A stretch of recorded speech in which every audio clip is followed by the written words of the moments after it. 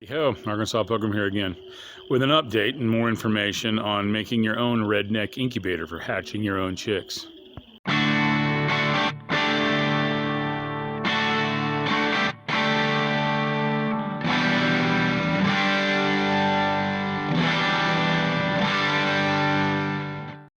Okay, this is a part 2 on this incubator. A couple weeks ago I posted how I made this, but it turns out I only got 8 eggs hatched out of the 24 that I was working on. And originally I had 20 out of 21. And as I mentioned in the previous video, I had to fix a couple things because this had been sitting around a couple years. And one of the things was the light bulb.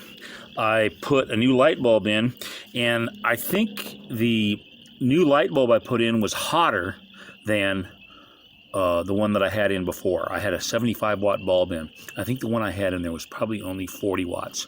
I've replaced this with a 40 watt. And the reason is, I think the reason I had such a low hatch rate was I had way too wide a temperature swings. It got too hot and too cold. Actually, I think the heat is actually a bigger problem than the cold. Because this water heater thermostat, and I didn't mention this before, you want to have the back of the thermostat pointed out because that's where the temperature sensing is. That's what's up against the tank. You want to have it inside looking at the back, and then you just cut yourself a hole where you can put a screwdriver in. I don't know if you can see it. You can adjust the temperature in there. Anyway, it's a slow responding thermostat. It's used to being stuck up against a metal tank full of water, which conducts heat really well. And here it's measuring air temperature.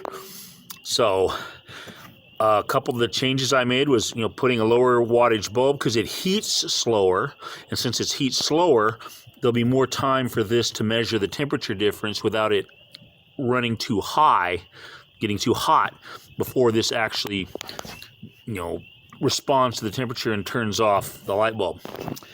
I changed the fan. I had one of these little desk fans hanging around, and it's a lot quieter. I don't think it really matters, but except for the fact that I had this in my bedroom and it would come on and off and wake me up.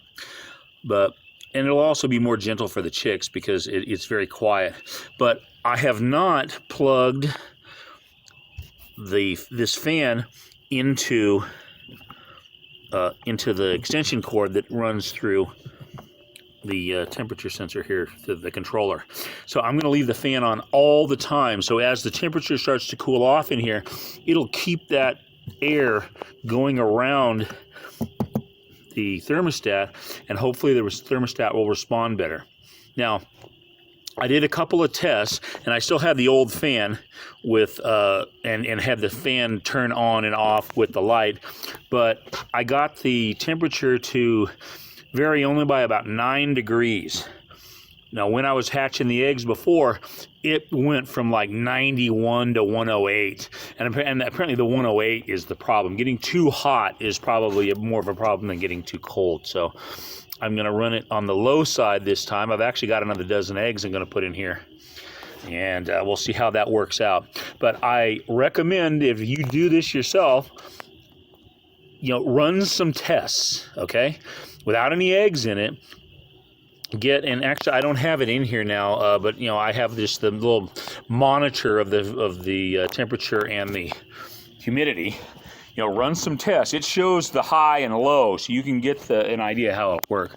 And something I mentioned before is, even though I didn't, but I'm gone back to it, is here's a kind of a rake,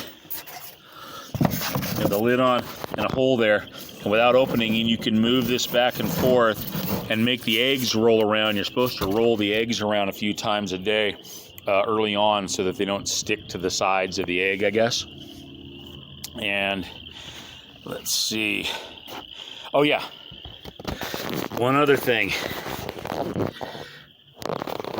Water in that pan, it got really nasty after 21 days. And to be honest, I don't think I had washed the pan out very well. I'd used it for starting seeds, and I had rinsed it out pretty good, but I didn't scrub it down and get it clean. And I think it had some traces of dirt and stuff in it, and it was pretty nasty by the 21 days when the chicks were about to start to hatch.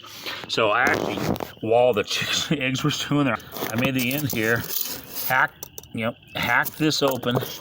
You can, well, geez, of course, now that I'm filming, I can't do it, but pop that sucker open, and you can pull.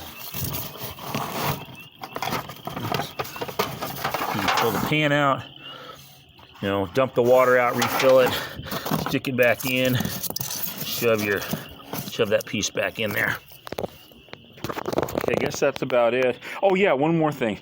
On that temperature humidity monitor, when you can get one for about $10, $11 at Walmart or Tractor Supply, and it has a high and low temperature recording on it where it shows, like, I'm not sure what the time span is. I think it's actually 48 hours.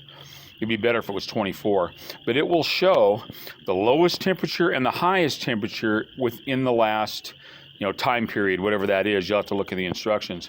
But when you're running a test to see how your incubator is functioning before you actually stick eggs in it, plug the thing in, let it run, put water in here, because the water and the humidity is going to affect how the air temperature and how it responds. Then you turn the